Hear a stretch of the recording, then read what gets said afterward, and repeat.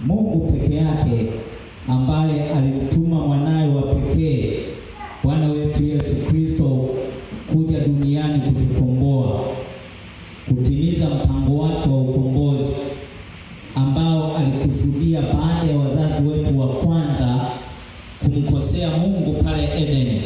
Mungu akaandaa mpango rasmi wa kwamba katika uzao wa mwanamke Shetani utapondwa kichwa.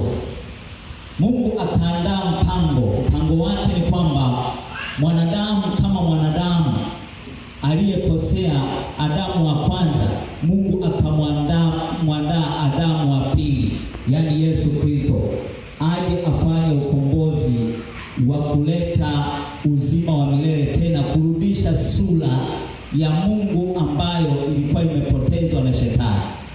Bwana Yesu asifiwe sana. Kwa hiyo katika siku